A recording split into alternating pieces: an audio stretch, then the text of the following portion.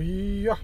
The idea of desensitizing or gaining the horse's trust is not just about letting the horse know a certain object that he will face when you ride him. For example, you train him to accept sacks or bags or cars or other stuff that you could face when you ride him. It's not just about that, even though it's important to do that, but it's not the main reason. In my opinion, the main reason is to let the horse know that when he spooks, and it doesn't matter why he spooked, when he is afraid, when he spooks, my hand reaction is going to be correct, and the things that spooked you, that you are afraid of, will not hurt you. That's my job, to let him know that the scary thing is not going to hurt you, and my hand reaction is not going to hurt you when you spook. My hand reaction is correct when you are afraid. Because if you just train the horse for a certain object, a sack, a bag, a saddle, whatever, and he accepts it, then he sees something new, a different color, a different size, he will spook again. So a lot of ways of riding train the horse for a certain object, and they think that they will face it when they ride the horse. As I said before, a sack, a bag, a car, whatever. And when the horse gets used to it, they think he's done, he trusts them, they gained his trust. That is, in my opinion, that's not accurate, not correct, because when you just change the scary object or spooky object, the horse will be afraid again and he will spook and bolt again. What I want the horse to understand or know is that even when you are afraid, it doesn't matter why you are afraid. When you are afraid, I don't want you to bolt. I want you to stop in your place, to trust me enough that I will guarantee you any spooky thing will not hurt you, and my reaction when you spook will not hurt you. So why should you run away? The reason for running away is gone. That's the idea I want to teach the horse. Not just teach him to a certain object that I want him to get used to. So they want the horse to get used to something so that he will not run away or bolt. In my case, I want him to know that he will not bolt even when he's afraid. There's a big difference between controlling him when he is afraid, when he spooks, and letting him know that it's not scary so that he will not spook. We don't want him to be afraid, because if he is afraid he will bolt. That means your way of riding, in my opinion, is not, let's say, complete or good enough, let's say. But if you are able to control him, even when he's afraid, and the fear will just go away with time, that's a big difference. This is the best way of riding, in my opinion. So in some ways of riding, they control the horse and stop him from running away after the fear is gone. If there is fear, he will run away, which means the hand reaction is not good enough to control him while being afraid. The fear must go away first.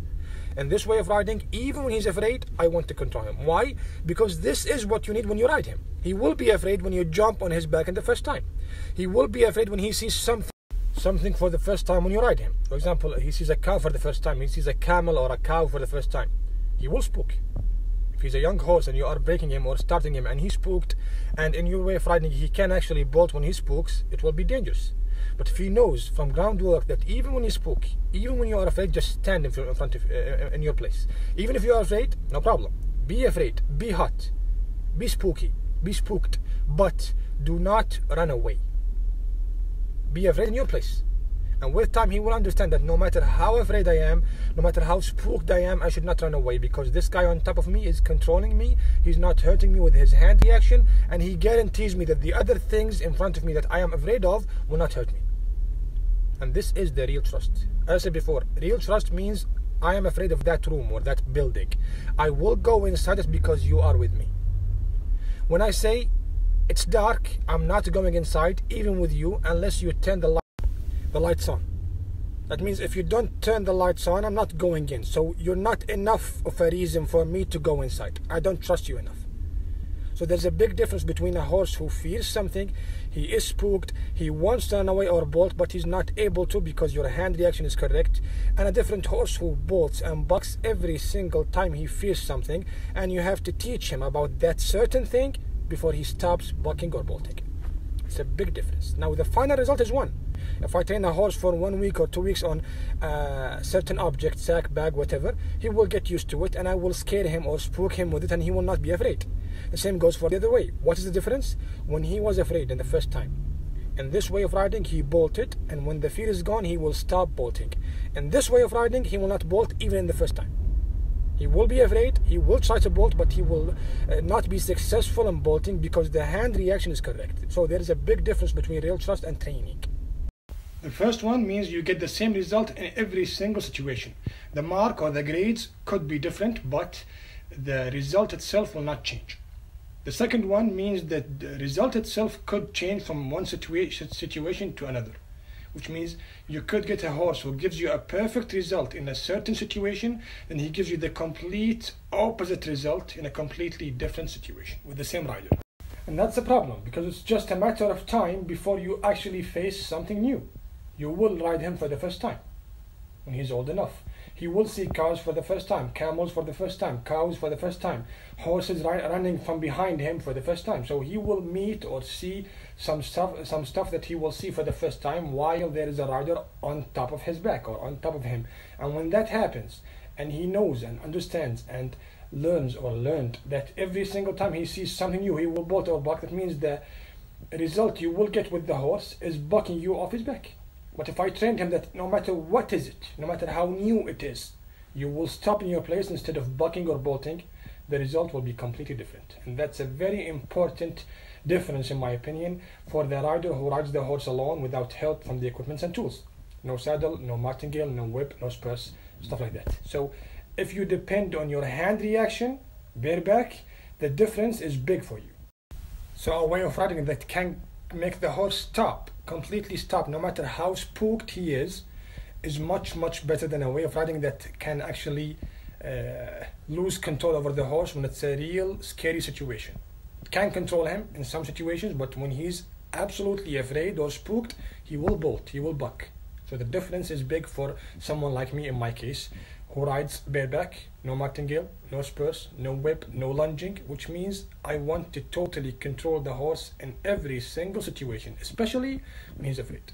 So controlling him when he's afraid is completely different than convincing him that it's not spooky. He should not be afraid. The first one means even when you are afraid, I will stop you. The second one means if he's afraid, he will run away. When he's not afraid, he will stop.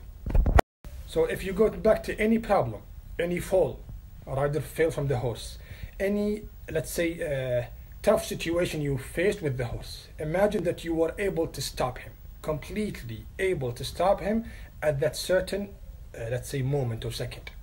The problem will be gone. It will disappear if you can stop him for real. Any problem in anything in horsemanship has something to do with not being able to stop the horse, rearing up, bolting, bucking, taking the direction, being stubborn and refusing to move. All these things are all connected or attached to the horse knowing that you cannot actually stop him from moving and doing what he wants. But if I can, let's say, click start whenever I want, I totally control the horse. It's like playing a game and you can click start whenever you want. But if you play online, for example, you cannot use start, and that's a problem. Most ways of riding don't have start, because they cannot stop the horse when they really want to, in a let's say when they disagree, in the, let's say, tough situations, when there is a disagreement between them and the horse. In this way of riding, there is a start button. You can click the start button whenever you want, which means in horsemanship, you can stop him whenever you want. Most ways of riding don't have the start button in horsemanship. When I say start, I mean stopping the horse.